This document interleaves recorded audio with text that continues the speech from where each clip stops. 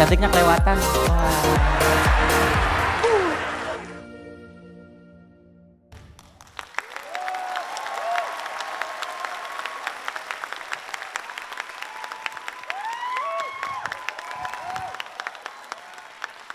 Assalamualaikum warahmatullahi wabarakatuh. Selamat malam dan salam sejahtera untuk kita semua. Teman-teman generasi muda Indonesia yang saya cintai dan banggakan. Apa kabar semuanya? Baik. Sehat? Sehat. Alhamdulillah. Saya mendapatkan laporan dari panitia tadi. Hadir pada malam hari ini lebih dari 1.500 orang pemuda-pemudi dari berbagai wilayah Nusantara. Saya mengucapkan terima kasih atas antusiasme dan juga partisipasinya. Saya mohon maaf karena saya tahu cukup banyak teman-teman yang sebetulnya sudah mendaftar tapi tidak bisa terakomodasi karena memang keterbatasan ruangan. Saya juga ingin menyapa seluruh masyarakat Indonesia yang berada di wilayah Sumatera, Jawa, Bali, Nusa Tenggara, Kalimantan, Sulawesi, Maluku, sampai dengan Papua yang menyaksikan acara orasi ini dari layar kaca.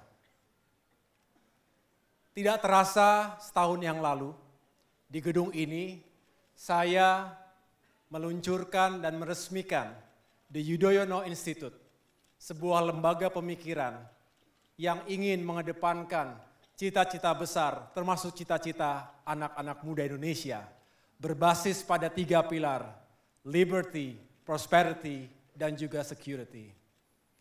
Selama setahun ini, saya berkeliling Nusantara, menemui ratusan ribu anak muda di ratusan kabupaten kota yang saya kunjungi.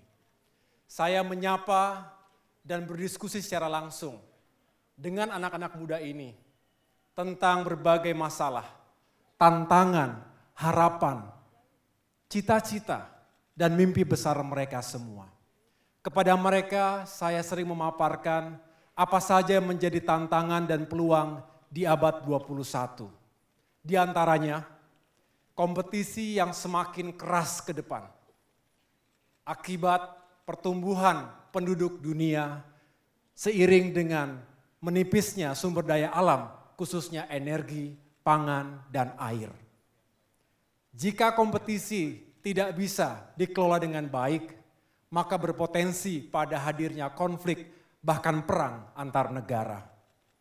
Yang kedua, saya juga sering menyampaikan bagaimana kemajuan teknologi dan tren perubahan kehidupan manusia akibat rezim baru, revolusi industri gelombang keempat. Di mana kita tahu dengan social media, dengan artificial intelligence, robot-robot yang super canggih, dunia kita menjadi semakin modern, semakin cepat bergerak, dan juga seolah-olah semakin tanpa batas. Jika kita tidak bisa mengikuti perkembangan zaman ini, kita bisa kalah, kita bisa menjadi penonton saja. Selanjutnya saya juga sering menyampaikan tren pemimpin muda di dunia, termasuk di Indonesia. Kita tahu semakin banyak anak-anak muda yang dipercaya untuk bisa memimpin di berbagai negara. Mereka diharapkan bisa membawa perubahan, pembaharuan, dan juga kemajuan ke depan. Selain itu, tentu saya ingin terus menanamkan optimisme di hati sanubari anak-anak muda Indonesia. Untuk mewujudkan Indonesia yang aman dan damai, yang adil dan sejahtera, yang maju dan mendunia. Saya kira kita semua akan bangga jika orang-orang bule, ya kan, bisa menikmati masakan Padang di New York, betul? Bisa menikmati gado-gado di London, betul? Bisa menikmati apalagi ayam taliwang di Tokyo misalnya. Ya mohon maaf ini masih Photoshop, tapi mudah-mudahan ke depan ini akan menjadi norma. Dan ini akan menjadi kebanggaan kita semua. Tepuk tangan untuk anak-anak muda Indonesia. Selain itu, siapa yang tidak bangga jika suatu saat nanti timnas kebanggaan kita akan berlaga bahkan menjadi finalis di Piala Dunia. Setuju? Lagi-lagi ini masih Photoshop. Aminkan saja. Orang yang sering mengaminkan hasil Photoshop yang bagus-bagus insya Allah akan dikabulkan. Ini perlu kerja keras dan kebersamaan kita semua. Bayangkan betapa bangganya. Kemarin kita menyaksikan final Kroasia melawan Perancis saja kita membara, mencoba untuk memberikan dukungan kepada timnas yang kita unggulkan. Apalagi kalau yang berlaga ini adalah Indonesia sendiri. Setuju? Tetapi teman-teman sekalian, kali ini saya tidak akan membahas secara lebih dalam itu semua. Karena ada satu fakta yang sangat mendesak dan perlu saya sampaikan pada kesempatan malam hari ini. Diprediksi pada tahun 2019 ada 100 juta orang penduduk Indonesia yang berusia 17 sampai dengan 35 tahun. Angka ini memiliki dua potensi. Pertama, dalam konteks pesta demokrasi, 100 juta orang ini merefleksikan 52% dari total pemilih dalam pemilihan umum 2019 mendatang. Yang kedua, dikaitkan dalam konteks pembangunan nasional, anak muda akan menjadi pelaku utama sekaligus motor penggerak di berbagai sektor sesuai dengan keahlian dan profesi masing-masing. Artinya, anak muda Indonesia akan sangat menentukan nasib dan masa depan bangsa ini 5 tahun mendatang dan seterusnya. Malam ini saya berdiri di sini untuk berbagi sekaligus juga untuk membangunkan kesadaran kita semua tentang pentingnya peran anak muda Indonesia. Muda adalah kekuatan. Muda adalah ada sebagian orang, sebagian kalangan yang mengatakan kalau saya ini terlalu muda untuk melakukan sesuatu. Ya, memang saya muda. So what? Tapi banyak yang mungkin lupa apa arti muda itu sendiri. Apa itu muda? Menurut definisi Perserikatan Bangsa-Bangsa, muda adalah mereka yang berusia antara 15 sampai dengan 24 tahun. Sedangkan menurut ASEAN, mereka yang berusia antara 15 sampai dengan 35 tahun. Sedangkan di Indonesia, berdasarkan undang-undangnya, anak muda itu yang berusia antara 16 sampai dengan 30 tahun. Jadi, by definition itself, muda itu sering sekali diidentikan dengan usia, dengan umur. Tentu dari definisi ini, saya yang insya Allah minggu depan, tepat pada tanggal 10 Agustus, berusia 40 tahun, tentu mohon doanya, tentu merasa senang dan terhormat kalau masih dibilang sebagai anak muda. Senang dong dibilang masih muda, walaupun muka sudah tidak bisa membohongi, sudah tidak terlalu muda lagi. Tentunya muda tidak hanya merujuk pada usia biologis semata. Banyak dari kita yang juga terus menampilkan semangat muda terlepas dari usianya. Kita sering mendengar, age is just a number, betul? Muda bukan hanya diukur dari fisik semata, tetapi lebih pada mindset, pola pikir, dan juga perspektif dalam melihat berbagai hal. Bagi orang-orang pesimis, muda bisa diartikan sebagai belum berpengalaman, kurang sabar, kurang teliti, kurang ini, kurang itu, pokoknya serba kurang. Tapi bagi orang optimis, muda adalah kekuatan. Mengapa kekuatan? Mengapa muda adalah kekuatan? Muda adalah kekuatan karena memiliki 3 hal utama. Yang pertama, fisik yang kuat. Anak muda memiliki energi dan stamina yang tinggi untuk melakukan banyak hal. Kedua, mentalitas yang kuat. yang memiliki keberanian untuk menghadapi berbagai tantangan, yang tidak mudah patah, never give up spirit yang terus membara, serta terus gigih untuk mencapai sesuatu. Kalau sudah punya tujuan, biasanya anak muda akan berbuat setiap saat, berkorban demi mencapai tujuan tersebut. Tidak akan berhenti sebelum tujuan tersebut tercapai. Betul? Mentalnya kuat.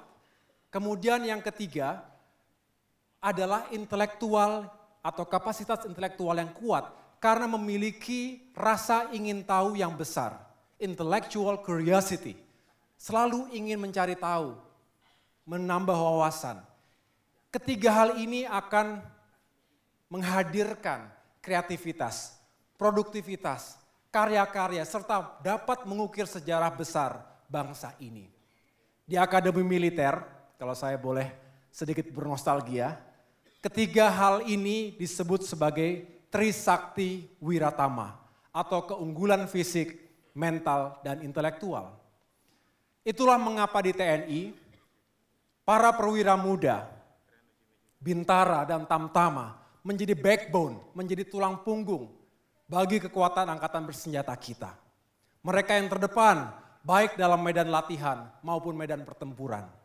Sedangkan di dalam hubungan internasional, para diplomat muda juga menjadi garda terdepan dalam membangun hubungan dan juga memenangkan kepentingan kita di tengah-tengah dunia internasional. Saya yakin di berbagai lapisan profesi lainnya, anak-anak muda juga terus mengambil peran yang signifikan. Itulah saya menganggap muda itu adalah kekuatan.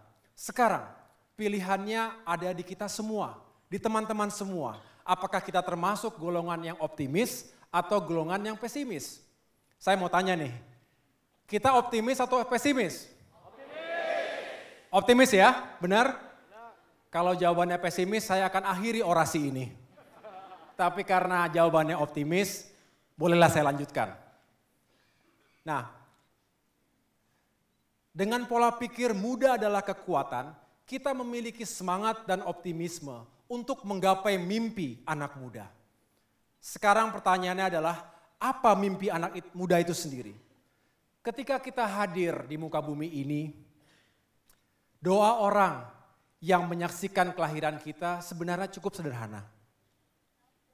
Yaitu semoga anak ini berguna dan berbakti kepada orang tua, agama, bangsa dan negara. Betul? Seiring dengan jalannya waktu, doa dan harapan itu terus diucapkan secara berulang-ulang oleh orang-orang yang menyayangi dan dekat dengan kita. Sehingga merasuki alam bawah sadar dan kemudian menjelma yang kemudian menjadi mimpi anak muda. Saya ingin sedikit bercerita. Saat saya bertanya kepada para mahasiswa-mahasiswi di UNES Semarang tentang apa mimpi mereka, jawabannya adalah ingin membahagiakan, ingin membanggakan, ingin berbakti kepada orang tua, agama, bangsa dan negara. Jawaban yang serupa juga saya temukan di tempat-tempat yang lainnya ketika saya berdiskusi, berdialog dengan mahasiswa di Jayapura, di Makassar, dengan santri-santriwati yang ada di berbagai daerah, di Aceh, di Kalimantan dan di tempat-tempat yang lain. Serupa, mereka ingin berbakti kepada bangsa dan negara, didahului dengan berbakti kepada orang tua. Nah, lalu saya terkesan dengan semangat hidup dan daya juang mereka. Saya selalu ingin tahu apa yang memotivasi mereka. Apa yang terus membuat mereka hidup dan terus bertahan melawan tantangan kehidupan. Sekali lagi, sebagian besar mengatakan demi orang tua. Bagaimana dengan teman-teman sekalian? Betul, setuju? Lalu saya teringat dengan kisah Uwais Al-Qarni. Uwais Al-Qarni adalah seorang pemuda Yaman. Walaupun ia sakit, ia selalu mendahulukan dan melayani ibunya yang sakit keras. Suatu saat ibunya berkata, sebelum tiba ajalku, semoga Allah mengabulkan doaku, yaitu untuk pergi haji. Namun Uwais terlalu miskin untuk bisa membeli unta dan perlengkapan lain yang biasa digunakan untuk haji. Sedangkan ibundanya lumpuh dan terlalu tua, tidak bisa berjalan. Lalu apa yang ia lakukan? Selama 8 bulan, ia berlatih menggendong lembu. 8 bulan. Sampai dengan ia merasa siap, lalu ia menggendong ibunya, berjalan kaki, menyusuri padang pasir yang panas, yang tandus, pagi, siang, dan malam, berminggu-minggu. Bayangkan, jarak dari Yemen ke kota Mekah itu lebih dari 500 km. Ia tempuh dengan berjalan kaki.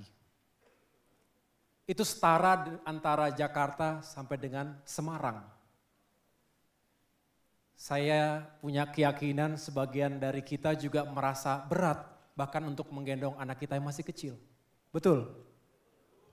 Nah, di depan Ka'bah Uwais berdoa, "Ya Allah, aku mohon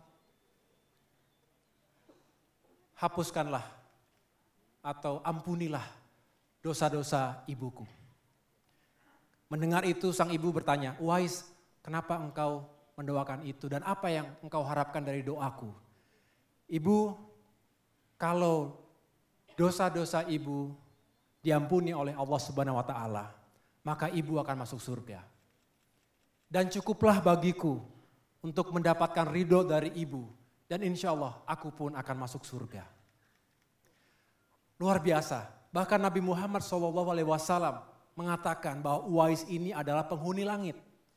Ia berpesan kepada sahabatnya Umar bin Khattab, "Wahai sahabatku, jika engkau bisa menemui Uwais dan meminta ia mendoakanmu agar dosa-dosamu dimaafkan, diampuni oleh Allah, datang dan mintalah itu kepadanya. Karena insya Allah doa Uwais pasti akan terkabulkan." Ini sebuah cerita yang sangat menginspirasi kita. Keteladanan yang patut kita juga jadikan referensi dalam kehidupan. Mudah-mudahan kita bisa mengikuti cerita ini.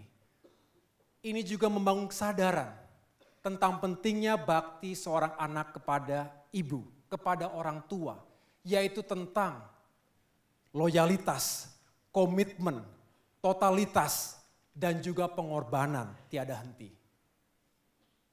Dalam konteks sebangsaan, saya ingin bertanya kepada teman-teman, siapa ibu kandung kita?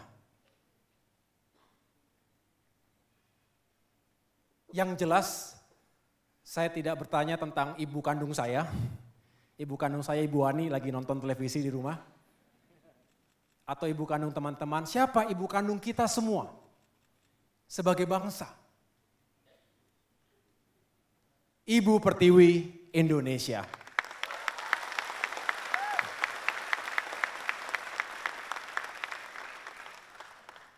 Teman-teman, kita dilahirkan dari rahim yang sama. Kita tumbuh dan besar di atas tanah yang sama. Kita menghirup udara yang sama. Kita minum air di tempat yang sama. Ibu Pertiwi Indonesia. Di atas tanah ini pula tumpah darah para pahlawan kita demi memperjuangkan kemerdekaan yang saat ini kita rasakan, yang kita nikmati. Dan kemanapun kita pergi, sejauh apapun kita melangkah, pasti tangan Ibu Pertiwi selalu terbuka lebar untuk menerima kita kembali. Menjadi mimpi kita semua bisa berbakti kepada Ibu Pertiwi Indonesia sebagai bagian dari ibadah mendapatkan ridho dari Tuhan yang Maha Kuasa. Di negara maju, panggilan bakti pemuda kepada negara juga sering disampaikan oleh John F. Kennedy. Ask not what your country can do for you. Ask what you can do for your country.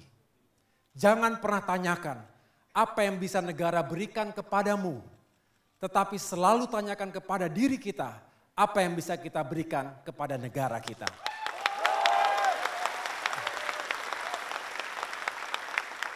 Di negeri kita sendiri, Bung Karno, founding father kita, pernah berkata, "Hai pemuda-pemudi, engkau bisa menyumbangkan apa untuk Ibu Pertiwi? Jika engkau bisa menyumbangkan melati, sumbangkanlah melati. Jika engkau bisa menyumbangkan cempaka, sumbangkanlah cempaka. Sumbangkan segalamu kepada Ibu Pertiwi Indonesia."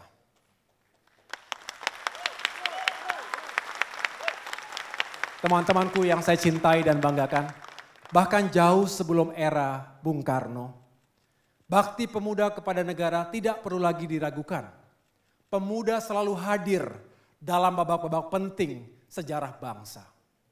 Di tahun 1908, Dr. Sutomo yang baru berusia 20 tahun bersama para pelajar Stovia mendirikan Budi Utomo sebagai tonggak pergerakan nasionalisme dan juga awal dari kebangkitan nasional.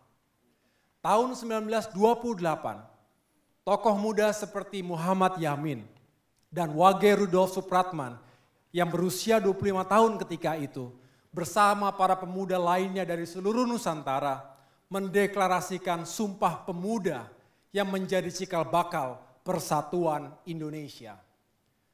Di tahun 1945, di samping peran pemuda dalam perjuangan fisik dan politik, karena desakan anak-anak muda jugalah, maka Bung Karno dan Bung Hatta akhirnya segera mendeklarasikan atau memproklamasikan kemerdekaan Indonesia.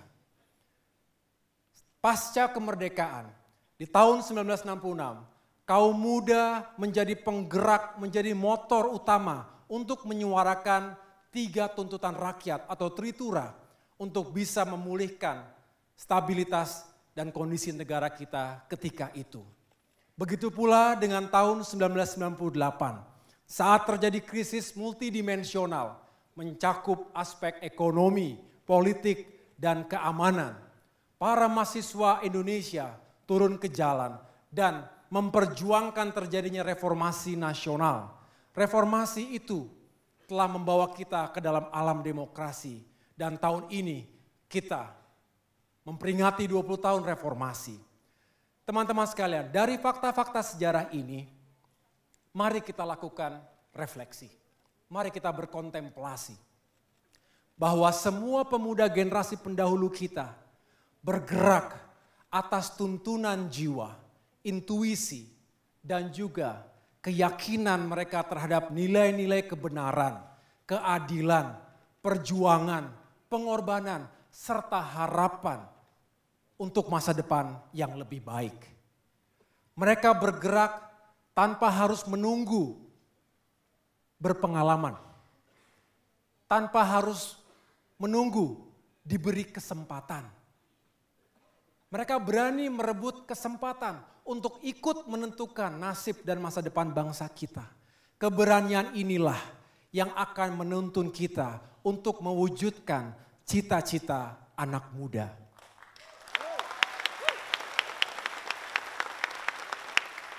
Lalu, apa cita-cita anak muda?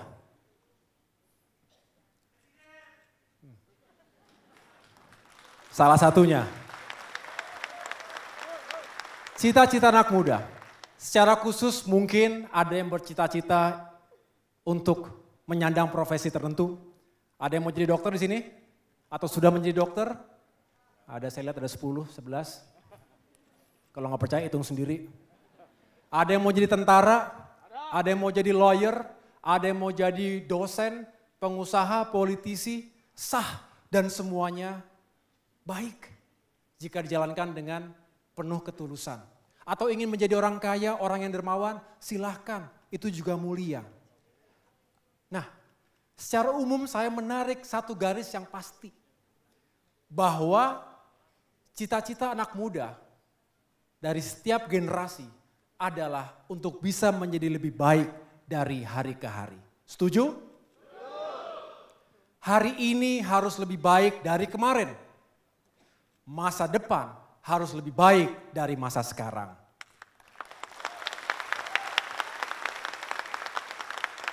Mari kita bertanya pada diri sendiri, apakah kita semua sudah lebih baik hari ini dibandingkan kemarin? Tentu ini adalah sebuah proses tanpa akhir. Kita ingin terus menjadi lebih baik dari hari ke hari. Kita tidak boleh kalah dari generasi muda pendahulu-pendahulu kita. Kaum muda yang terus menjadi kunci perubahan bangsa. Kita tidak boleh diam, apalagi ketika kita menghadapi ketidakadilan. Kalau kita diam, maka kita akan membiarkan hal-hal yang tidak baik untuk terus terjadi. Teman-teman sekalian, dalam konteks ruang dan waktu, bagi yang beragama Islam, saya yakin kita ingat surat Al-Ashr dalam kitab suci Al-Quran. Wal ashri, demi masa. Kita diajarkan untuk menghargai waktu. Kita diperintahkan untuk terus melakukan perubahan, perbaikan diri. Sehingga kita menjadi insan hamba Allah, hamba Tuhan. Menjadi manusia yang lebih baik. Artinya kita wajib untuk terus melakukan yang terbaik sesuai dengan kemampuan kita. Let's do our best. Dimanapun itu, profesi apapun kita. Semangat perubahan dan apresiasi terhadap segala capaian dan kemajuan harus terus ditanamkan dalam sanubari kita. Dari waktu ke waktu, dari generasi ke generasi. Yang baik di era Presiden Soekarno harus kita hargai. Yang belum baik diperbaiki di era Presiden Soeharto. Yang baik-baik di era Presiden Soeharto tentu harus pula diapresiasi. Yang belum baik diperbaiki di era Presiden B.J. Habibie, Presiden Abdurrahman Wahid, dan juga Presiden Megawati Soekarno Putri. Yang baik-baik di era Presiden Habibie, Gus Dur, dan Ibu Megawati harus kita apresiasi. Yang belum baik diperbaiki di era Presiden SBY. Begitu pula yang baik-baik di era Presiden Jokowi harus kita semua apresiasi. Tetapi mari, saya ulangi, mari kita sama-sama perbaiki hal-hal yang belum baik. Setuju? Itulah semangat dari keberlanjutan dan perubahan, continuity and change. Kita harus bersatu sebagai bangsa. Janganlah kita saling menghujat, saling menyalahkan, saling mencaci maki. Tidak ada yang sempurna, apalagi kita saling menjatuhkan. Kita semua satu, kita harus sama-sama memberikan yang terbaik untuk Ibu Pertiwi kita. Saat ini politik identitas sayangnya pelan tapi pasti menguat. Ada kerentanan dan kekhawatiran bahwa persatuan kita akan terkoyak-koyak akibat perbedaan identitas, apakah itu suku atau agama. Jangan biarkan Ibu Pertiwi kita menangis. Jangan biarkan itu terjadi. Setuju? Mari bersatu, mari bersama-sama kita melangkah ke depan. Apapun perbedaan yang kita miliki, pada akhirnya kita punya mimpi dan cita-cita yang sama. Yaitu untuk mewujudkan Indonesia yang aman dan damai, yang adil dan sejahtera, yang maju dan mendunia. Kita semua satu, teman-teman sekalian. Kerakyatan, keumatan, dan kebangsaan harus dibaca dalam satu nafas yang sama.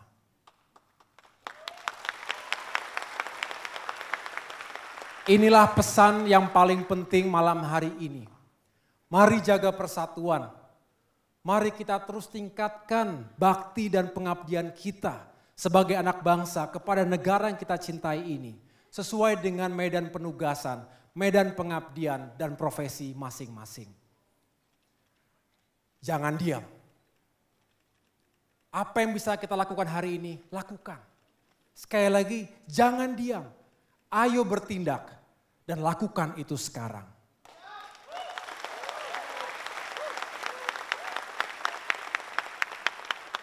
Mari kita ingat kembali pesan Rasulullah Shallallahu Alaihi Wasallam kepada kita semua, sebuah pesan yang bersifat universal tentang 5 perkara sebelum 5 perkara. Mari manfaatkan masa muda kita sebelum datang masa tua kita. Manfaatkan masa sehat kita sebelum datang masa sakit kita. Manfaatkan masa kaya kita sebelum datang masa miskin kita. Manfaatkan masa luang kita sebelum datang masa sibuk kita. Dan akhirnya, mari kita semua memanfaatkan masa hidup kita sebelum datang mati kita.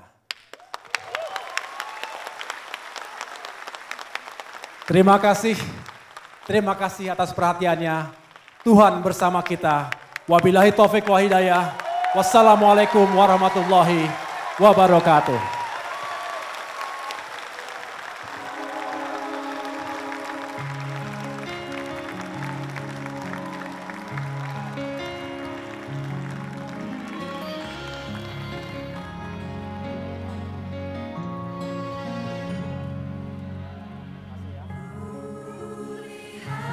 Kita nyanyi semua. Sedang bersusah hati, air matanya berlinang,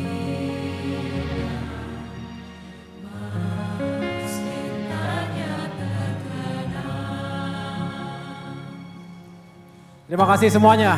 Semoga kita semua bisa menjadi anak-anak muda yang bisa terus berbakti kepada bangsa dan negara kita. Tunjukkan bahwa muda adalah kekuatan. Jangan mau kita disepelekan. Kita tunjukkan dengan keringat kita, dengan kerja keras kita.